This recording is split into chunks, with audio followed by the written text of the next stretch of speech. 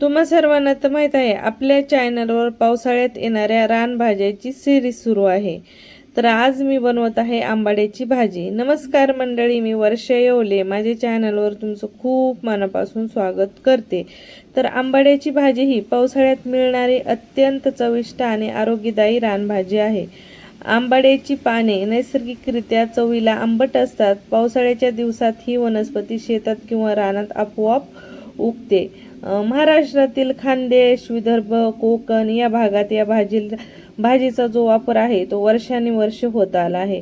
आयुर्वेदात या वनस्पतीचा उल्लेख अन्वष्टा किंवा कात्यायनी म्हणून ओळखला जातो. ऋतू बदलण्याच्या वेळी पावसाळ्यात होणारे आजार रोखण्यासाठी पूर्वज या रानभाजीचा आहारात समावेश करत. या भाजीमध्ये कॅल्शियम, मॅग्नेशियम, झिंक, लोह खूप चांगल्या पद्धतीने आढळून येतं. त्याच पद्धतीने फायबरही भरपूर प्रमाणात असतं.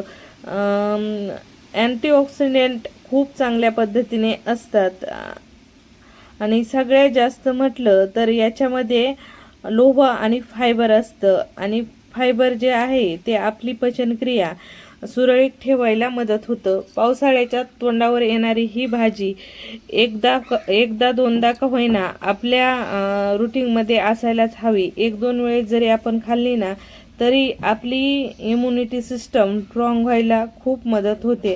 तर या पावसाळ्यात येणाऱ्या रानभाज्या एकदा दोनदा का होईना आपण आपल्या रेग्युलर लाईफमध्ये, रेग्युलर रुटीनमध्ये सामील करून घ्यायलाच हव्यात. ज्याने काय होतं, आपली इम्युनिटी सिस्टम जी आहे ती मजबूत व्हायला मदत होते. आपली रोगप्रतिकारक शक्ती जी आहे ती वाढते. तर या आंबाडीच्या भाजीचे आपल्या आयुर्वेदातही खूप सारे फायदे सांगितलेले आहेत. तर बघा, ही भाजी जी आहे ती बनवायला एवढी अवघड नाही, एकदम झटपट बनून तयार होते. आता सगळ्यात पहिलं तर भाजी मी स्वच्छ धुवून घेतली. नंतरून या भाजीला तव्यावरती गरम करून घेतलं, कारण ही भाजी मुबलक प्रमाणात आंबट असते, खूप आंबट असते. हिचा जो आंबूसपणा आहे तो आंबूसपणा हलका कमी करण्यासाठी ही भाजी आधी तव्यावर गरम करायची, नंतर गरम पाण्यात टाकायची आणि पिळून घ्यायची. म्हणजे काय होतं, यातला जो आंबूसपणा आहे तो हलका कमी होतो आणि भाजी खायलाही टेस्ट लागते. आता बऱ्याच जागेवर काय होतं, ही भाजी जी आहे ती भाजी हाटून देखील बनवली जाते. आता या आंबाडीच्या भाजीचं गरगट देखील बनवलं जातं. आता जी मी पद्धत दाखवली आहे खानदेशी पद्धत, म्हणजे आमच्या गावाकडे जशी आम्ही आंबाडीची भाजी बनवतो त्या पद्धतीने मी तुम्हाला ही भाजी बनवून दाखवत आहे.